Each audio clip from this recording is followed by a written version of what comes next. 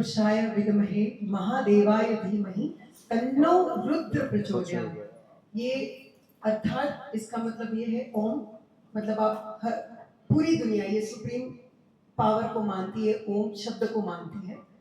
तत्पुरुषाय महादेवाय, जिन किसकी हम मेडिटेट कर रहे हैं, हम किनकी, जो महादेव है, जो देवों के देव है। और तन्नो रुद्र प्रचोदयात्, इनका मतलब ये है हम सुप्रीम पावर से ये आज्ञा चाहते हैं और हमें ऐसी सद्बुद्धि दे जहाँ पे हम ये अपना पूरा जो 26 नवंबर से 4 दिसंबर की कथा आ रही है, हम सब एक दूसरे के साथ जुड़े। और दूसरा ये मैं कहना चाहती हूँ आप सब से, मुंबई में टाइम देना वो सबसे बड़ी बात है। तो मैं आपको थैंक यू कहना चाहती हूँ, आप सब हमारे बुलाने पे आए और हमें टाइम इतना दिया। और अभी मैं माइक मयंक भाई को देती हूँ ताकि वो अपना बोल सकें। कथा की ब्रीफिंग मयंक भाई। हाँ, कथा की ब्रीफिंग हम मयंक भाई करेंगे। Thank you so much. Mike चालू है, वो वाला ये चालू है, वो स्टार्ट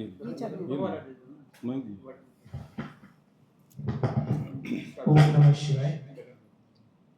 परम सौभाग्य का विषय है कि विश्व कल्याण मिशन ट्रस्ट की शाखा मुंबई द्वारा आगामी 26 नवंबर से 4 दिसंबर तक श्री शिव महापुराण कथा का आयोजन हो रहा है, जिसमें कथा का वाचन अंतरराष्ट्रीय ख्याति प्राप्त परम पूज्य संत श्री चिन्मयानंद बापू जी के श्रीमुख से होगा।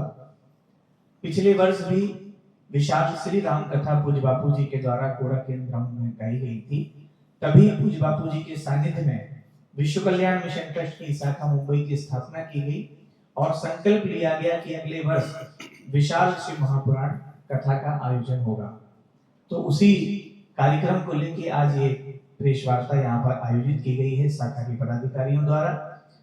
आप सबको मैं पूरी जानकारी एक बार दे दूं। 26 नवंबर से 4 दिसंबर तक ये कथा हमारे कांदीवली वेस्ट में कमला विहार स्पोर्ट क्लब के सामने सप्ताह ग्राउंड बोईसर जिमखाना रोड में आयोजित होगी। 9 दिवसीय श्री शिव महापुराण पूज्य बापू जी के द्वारा गाई जाएगी। इस कथा के दौरान सर्वप्रथम 26 तारीख को दोपहर 1:30 बजे से विशाल शोभा यात्रा, पोथी यात्रा, इसमें हजारों की संख्या में माताएं बहनें कलश लेकर भी चलेंगी। विशाल यात्रा भी निकाली जाएगी दोपहर 1:30 बजे से और फिर शाम को 4 बजे से 7 बजे तक शिव महापुराण कथा पूज्य बापू के द्वारा गाई जाएगी। कथा के बीच में बहुत सारे विभिन्न सांस्कृतिक कार्यक्रम भी हैं, जिसमें 28 तारीख को यानी कि कथा के तीसरे दिन कथा के तुरंत बाद शाम को 7 बजे से हमारे गुजरात की धरा के प्रसिद्ध गायक श्री कीर्तिदान गढ़वी जी द्वारा भव्य भजन संध्या का आयोजन भी होगा 28 तारीख को। 1 दिसंबर को भारत में और संपूर्ण विश्व में जिनको हम युग कवि कहते हैं, आदरणीय श्री कुमार विश्वास जी, जिनका विशेष प्रेम पूज्य बापू से है, उनकी भी पावन उपस्थिति कथा के दौरान रहेगी और उनको भी सुनने का अवसर हम सभी मुंबई वासियों को मिलेगा। 2 दिसंबर को कथा के तुरंत बाद 7 बजे से एक कवि सम्मेलन का आयोजन भी किया गया है, जिसमें हमारे भारत के सुप्रसिद्ध कवि श्री दिनेश बाबरा जी, बहुत हास्य कवि हैं, और श्री शंभू शेखर जी, श्री सुनील भोला जी और बहन कविता तिवारी जी, सभी जाने माने भारत के कवि हैं। इनको सुनने का अवसर भी हमें 2 दिसंबर को प्राप्त होगा। और 4 दिसंबर को हम सबको अपना आशीर्वाद प्रदान करने के लिए हमारे भारत के योग गुरु, योग ऋषि, परम पूज्य स्वामी श्री रामदेव जी महाराज जी की भी पावन उपस्थिति इस कार्यक्रम में रहेगी।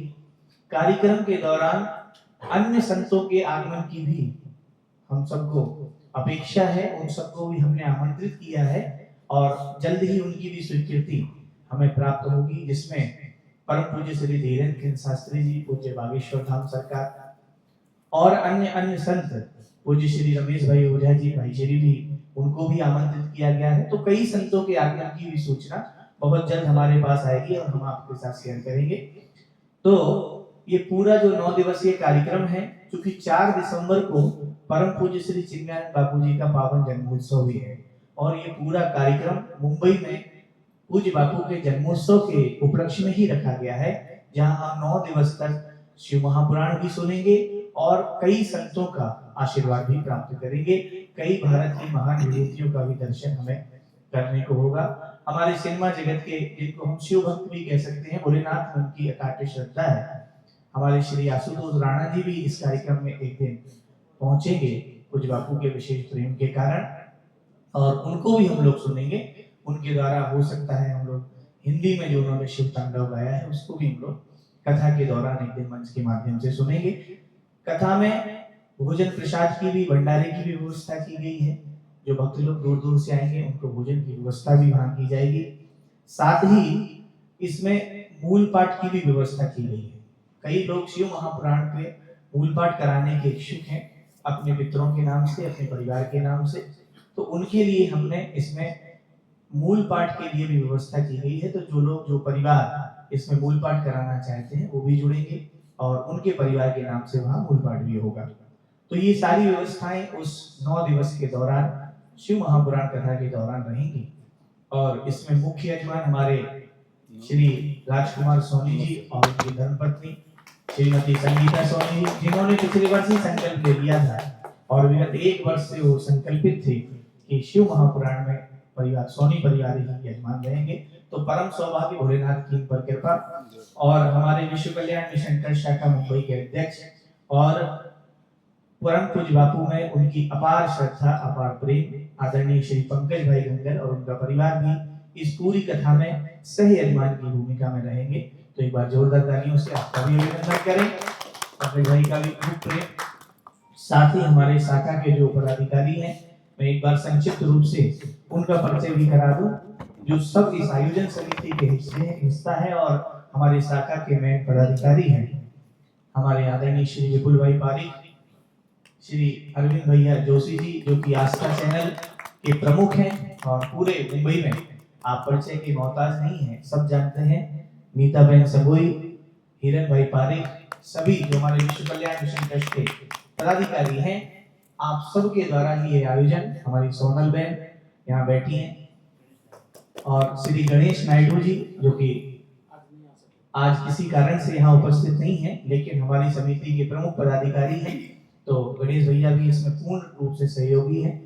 तो सभी ये शाखा के पदाधिकारी हैं। पोथी यजमान, जो मैंने कहा ना, जो लोग मूल पाठ कराना चाहते हैं अपने परिवार के नाम से, तो इसमें पोथी की व्यवस्था भी की गई है और जिसका संपूर्ण खर्च एक पोथी का लगभग 15,000 रुपए रखा गया है, जिसमें ब्राह्मण का दक्षिणा और उनके जो पूजन का सामान है उसकी व्यवस्थाएं ट्रस्ट के द्वारा की जाएंगी। यजमान का 2 दिन का और यजमान के भोजन की भी व्यवस्था, जो पोथी के यजमान रहेंगे उनकी भोजन की व्यवस्था वहां रहेगी। तो ये एक लोगों के जुड़ने के लिए, और कथा से लोग जुड़े और अपने पूर्वजों के नाम पर वहां पर मूल पाठ करा सकें, इस व्यवस्था को बनाया गया है। तो मूल पाठ के लिए भी लोग अपने परिवार के नाम से जुड़ सकते हैं। अब आगे कोई क्वेश्चन अगर आप लोगों का है तो आप कर सकते हैं। और हाँ, विपुल भैया ने भी बताया, शाम को जो सांस्कृतिक कार्यक्रम होंगे, इसमें भजन संध्या होगी, कवि सम्मेलन हो गए और अन्य कार्यक्रम भी होंगे, उसमें वो सब निःशुल्क है, उसके कोई चार्जेस नहीं है।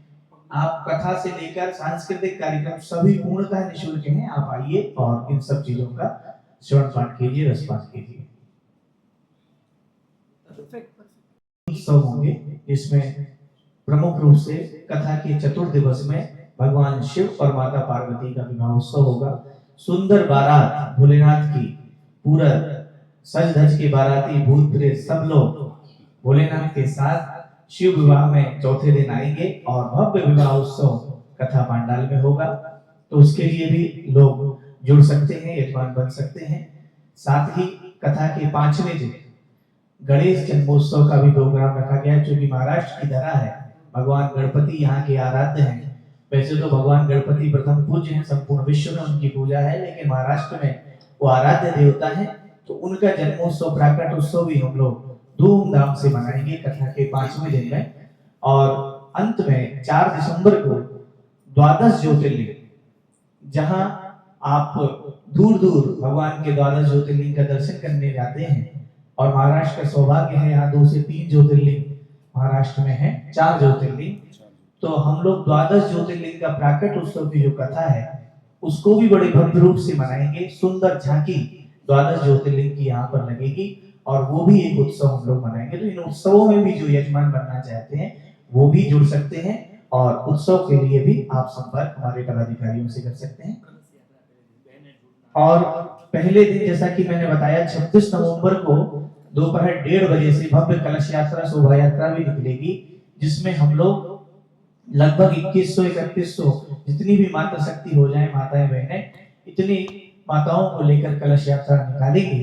तो जो माताएं बहनें पूरे मुंबई से और जहां कथा हो रही है कांदीवली, बोरीवली, मलाड, जहां से भी माताएं जुड़ना चाहती हैं वो हमारे शाखा के पदाधिकारियों से संपर्क कर लेंगे और मां शक्ति भी ज्यादा से ज्यादा कलश यात्रा में भाग ले और भव्य कलश यात्रा निकले। इसी अपेक्षा के साथ मैं आप सबसे आग्रह करूंगा कि इस आयोजन में सभी लोग जुड़ेंगे।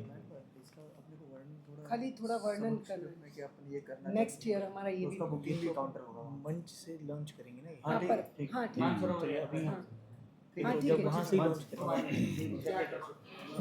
तो थोड़ा गुजराती में बोलना चाहूंगी क्योंकि गुजराती मेरी मातृभाषा है तो मैं ज्यादा भाव से वर्णन कर पाऊंगी। इज इट ओके विपुल भाई, मैं भाई? हाँ जी, हाँ जी। ઓકે મેં હમણાં જ એક લાઈન બહુ મોટા ઓથર પાસેથી સાંભળી કે સુખ વેચવાનું હોય અને દુઃખ વેઠવાનું હોય. અત્યારના આપણે જે કરી રહ્યા છે એટલે બધા ટ્રસ્ટીઓ અને બધા પદાધિકારી એ સુખ વેચવા માટે બેસ્યા છે. તો હું બધાને અહીંયાથી બધી લક્ષ્મીજીઓને જે લેડીઝ બધી છે એ શોભાયાત્રામાં અમારી સાથે જોડાય તો અમને ખૂબ જ આનંદ આવશે. અને દુઃખ તો છે જ નહીં કેમ કે આપણે ધર્મ કરવા જઈ રહ્યા છે તો ધર્મમાં હંમેશા સુખ જ સુખ છે અને આનંદ છે. એની માટે thank you so much.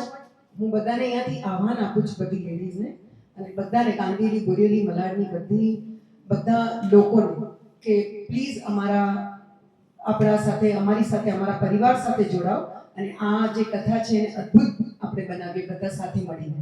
Thank you so much. Same date को बापू की राम कथा का आयोजन 13 साल बाद बॉम्बे में हुआ और वो आयोजन के दरमियान इतना प्रतिसाद मिला, इतना जबरदस्त लोगों का प्रतिसाद मिला और ये आयोजन पंकज भाई, सोनी जी और ये सब भक्तों के सहयोग के बिना वो नहीं पाता था। लेकिन राम की कृपा, श्री महादेव की कृपा से बहुत भव्य आयोजन हुआ और उसके बाद पब्लिक डिमांड ऐसी आई कि बापू, क्योंकि उसमें बापूजी ने एक शिव विवाह का वर्णन किया आधे घंटे के लिए और लोगों की डिमांड आई कि अगले साल बापू की पूरी शिव कथा सुननी है और बापूजी के ने उसकी बहुत ही करुणा से वो आग्रह को माना और तुरंत तारीख दे दी कि भाई अगले साल 26 नवंबर से 4 दिसंबर तक बॉम्बे में ही शिव पुराण का आयोजन करेंगे और बापू पधारेंगे। विशेष में ये कथा का जीवंत प्रसारण आस्था चैनल पे होने जा रहा है। संपूर्ण विश्व में आस्था चैनल जो कि हिंदुस्तान के अलावा यूके, यूएसए, कनाडा, समझो कि ऑस्ट्रेलिया से अमेरिका तक पूरे विश्व खंड में ये चैनल अवेलेबल है। तो लोग आस्था चैनल पे भी इसका इस्तेमाल कर पाएंगे और बाकी की जो भी व्यवस्था है वो मयंक जी ने और नीता बहन ने कह ही दी है। इसके साथ मेरे ये 2 शब्द समाप्त करता हूँ। अतिशी आनंद और उत्सव की बात है कि परम पूज्य गुरुदेव श्री चिन्मयानंद जी बापू के मार्गदर्शन और उनके आशीर्वाद से प्रोग्राम होने जा रहा है मुंबई में कांदिवली वेस्ट में। तो ये इसका मुख्य मतलब प्रयोजन है कि वहाँ पे जो गौशाला है हरिद्वार में, वहाँ पे गायों के सेवार्थ और परमार्थ के लिए अपन ये कर रहे हैं। तो मैं बहुत अपने आप को सौभाग्यशाली मानता हूँ मेरे परिवार को कि भाई मुझे ये आयोजन से जुड़ने का भगवान ने माध्यम बनाया और इसके लिए आप सभी का बहुत बहुत धन्यवाद है। और मैं सबसे ये निवेदन करता हूँ कि आप सब परिवार ये प्रोग्राम में पधारे। समस्त जो भी राजस्थानी भाई है, मेरे प्रवासी लोग जो भी हैं, तो मेरी ये निवेदन है कि आप ज्यादा से ज्यादा ये संख्या में पधार के जुड़े और इसका कार्यक्रम का सपरिवार आप लाभ उठाएं। ओम नमः शिवाय। હર હર મહાદેવ. વ્યવસ્થા કરી છે કે હરોજના 10 થી 15,000 લોકો આવશે. શિવને બી બધા માને છે અને કૃષ્ણને બી માને છે અને અમારા મુખ્ય પણ છે નાથદ્વારા. એટલે ખાસ અમે હરોજના દર્શનની વ્યવસ્થા ત્યાં રાખી છે અને બધા જ વૈષ્ણવો દર્શન લઈ શકશે અને સ્પેશિયલી બહારની ટીમ બોલાવી છે અને બધા જ ઉત્સવો થશે. ગિરિરાજ બનશે, ગિરિરાજની પરિક્રમા કરી શકશો, બધી જ ટાઈપના દર્શનો થશે અને વૈષ્ણવ બાળકોનો બી અમે પધરાવવાની કોશિશ કરશું. जय श्री कृष्ण. और भगवान शिव और भगवान श्री कृष्ण एक दूसरे के पूरक हैं, दोनों एक दूसरे के बगैर रह नहीं सकते. जब आप नंदगांव जाएंगे वृंदावन में तो भगवान शिव आज भी नंद महल की ओर सामने बैठकर ही देख रहे हैं और भगवान शिव भगवान कृष्ण का दर्शन कर रहे हैं. तो ये बहुत अच्छा होगा कि जहाँ एक ओर हम लोग भोलेनाथ की कथा सुनेंगे और दर्शन भगवान श्री कृष्ण का करेंगे. इससे अच्छा कुछ हो नहीं सकता. तो ये हमारे शाखा के पदाधिकारियों का मैं खूब खूब आभार करूंगा कि जहां हम कथा के साथ साथ भगवान श्रीनाथ जी के अलग अलग झांकियों का दर्शन नित्य करेंगे. और अरुण